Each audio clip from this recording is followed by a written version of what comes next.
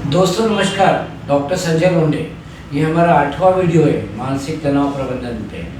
किसी ने क्या कहा है कि ये अगरबत्तियाँ तो यूं ही इतराती फिरती है, ये अगरबत्तियाँ तो यूं ही इतराती फिरती है और महक तो आप जैसे इंसानों में आती है। तो हमको इस प्रकार से महकते रहना है जीवन में कि कोई तनाव न रखते हुए जो भी हमें देखे उसको लगे कि हाँ, इस व्यक्ति से मुझे कुछ बात करना है। पिछले वीडियो में हमने बात की थी शारीरिक प्रबंधन की, हमने बात की थी समय प्रबंधन की, हमने बात की थी दिनचर्या प्रबंधन की, कुछ हमने बात की थी आहार की भी, और अब आज आहार की भी बात करेंगे और बात करेंगे थोड़ी सी मानसिक तनाव प्रबंधन की।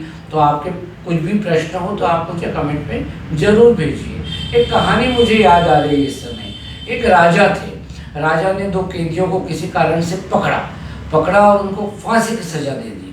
फांसी की सज़ा दे दी तो राजा ने बोला कि तुम्हारी आखिरी इच्छा बताओ। तो पहला कैदी बोला, अरे साहब क्या आखिरी इच्छा मरने की, जो आप करो वो ठीक है। दूसरा कैदी बोला, साहब आपका जो घोड़ा है ना, इतना बड़ा घोड़ा है, पूरे राज्य में फेमस है, तो मैं चाहता हूँ कि उसको पंख लगे, ऐसा जादू में सीखता हूँ और उसको मैं आपके घोड़े को उड़ाना चाहता हूँ। राजा बोले, क्या बात कर रहा है, यदि तू नहीं उड़ा पाया तो तेरे को फिर और सजा देगी, अभी दे दूंगा सजा। तो हाँ ठीक है, मुझे आप 6 महीने का समय दीजिए। दोनों कैदियों को फिर वापस जेल में भेजा। तो जब कैदी वाले रूम में आए तो पहला कैदी दूसरे से पूछता है, तेरे को पता है तूने क्या बोल दिया है? बोले हाँ पता है। तेरे को मालूम है कभी घोड़े को पंख लग सकते हैं? तो बोले नहीं लग सकते, मेरे को पता है, लेकिन भाई मेरी बात सुन, वो जो घोड़ा दिख रहा है राजा का, थोड़ा सा बीमार ही दिख रहा है मेरे को, तो हो सकता है 6 महीने का मैंने जो समय लिया है पंख लगवाने का, तो घोड़ा मर जाए उस समय। हो सकता है राजा भी कोई बहुत अच्छा नहीं दिख रहा है मुझे, हो सकता है राजा भी मर जाए और मैं बच जाऊँ। और तो तेरे को मालूम है कि राजा भी नहीं मरेगा और घोड़ा भी नहीं मरेगा और पंख भी तू कैसे सीखेगा?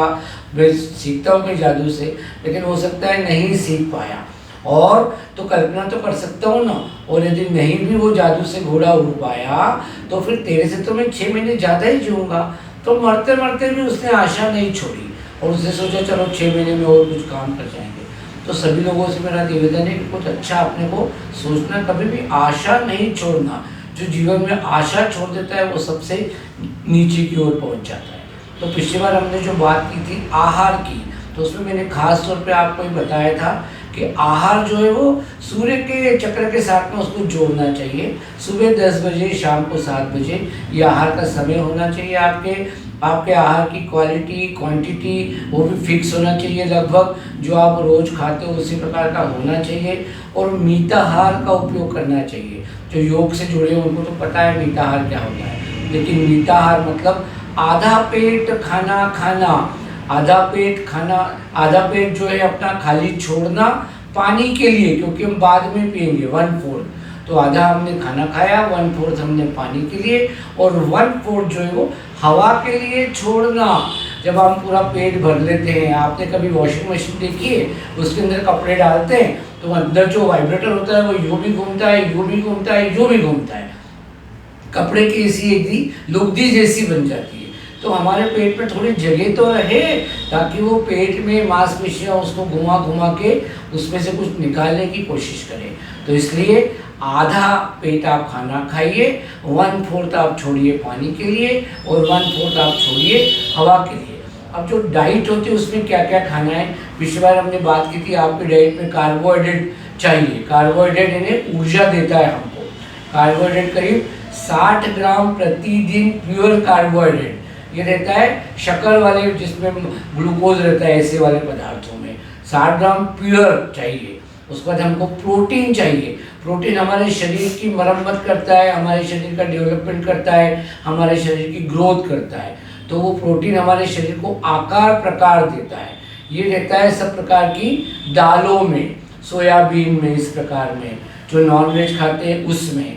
तो ये हमारे शरीर को बनाता है, तो प्योर प्रोटीन की आवश्यकता होती है। तीसरा होता है हमारे भोजन में फैट, थोड़ा सा लुब्रिकेंट का काम करता है। फैट की हमें खाने में आवश्यकता नहीं होती है। जो भी हम खाते हैं सारे में थोड़ा थोड़ा फैट तो होता है। फैट हम जो है वो थोड़ी सी ऊर्जा कहीं बचा के रखें ज़रूरत के समय, उसके लिए थोड़ा सा फैट हम खाते हैं, आवश्यकता रहती नहीं है। उसके बाद होते हैं मिनरल और सॉल्ट यानी खनिज और लवण। खनिज और लवण पानी में होते हैं, खनिज और लवण मिट्टी में होते हैं, और ये जड़ों से जाके पेड़ में जाते हैं, जो हमारे शरीर में जाते हैं, कुछ रासायनिक क्रिया करते हैं, कुछ केमिकल बनाते हैं, कुछ एंजाइम बनाते हैं, कुछ हार्मोन्स बनते हैं, खनिज और लवण उसके बनाने में मदद करते हैं। छठा होता है विटामिन। विटामिन जो है कैटेलिस्ट का काम करते हैं, उत्प्रेरक का काम करते हैं। बहुत ही माइक्रोग्राम में इसकी आवश्यकता होती है, और इनकी उपस्थिति शरीर के सारे काम जो है वो अच्छे होते रहते हैं। सारे फलों में, सारी सब्जियों में, सारे अनाज में जो है वो विटामिन होते हैं। उसके बाद बचा पानी। हमारे शरीर का 2/3 भाग पानी का होता है, हर जगह ज़रूरत है, और ट्रांसपोर्ट का काम करता है। एक चीज़ को दूसरी जगह पहुंचाने में पानी का काम हमारे आवश्यक होता है। और सबसे आखिर में 8वां जो होता है रफेज, रेशेदार जो खाना होता है, वो रेशेदार खाना हमारे पेट की गंदगी की बहुत अच्छी सफाई कर देता है। तो ये तो ही हमारे खाने में क्या क्या चाहिए वो। अब इसको खाएंगे कैसे? तो अलग सोशल मीडिया पे कार्यक्रम चल रहे हैं। कोई बोलता है सुबह खाओ, कोई दोपहर में खाओ, कोई रात को खाओ, कोई 2-2 घंटे से खाओ। तो आपको याद है दादी नानी के ज़माने में सुबह 10 बजे खाते थे, शाम को 7 बजे खाते थे, और उस थाली में लगभग सब चीज़ होती थी। ये फालतू के नाटक करने की आवश्यकता नहीं होती थी। तो उसको बोलते हैं बैलेंस डाइट। आपके खाने में सभी होना चाहिए। आपने कभी मराठी थाली देखी है? मैं मराठी इसलिए नहीं बोल रहा हूँ, मराठी जो आइडियल उनके पंगत पे जो खाना होता है उसको आप कभी देखिए। उसमें नींबू रखा रहता है, उसमें चटनी रखी रहती है, उसमें नमक रखा रहता है, उसमें कचुम्बर यानी छोटा सा सलाद कोशिम्बीर बोलते हैं वो रखा रहता है, उसमें चटनी रहती है, तो उसमें पापड़ कूड़े ही रहता है, फिर उसमें फिर रहता है एक छोटी सी कुछ मिठाई, वो भी नहीं ज़रूरत हो तो नहीं भी रहती है।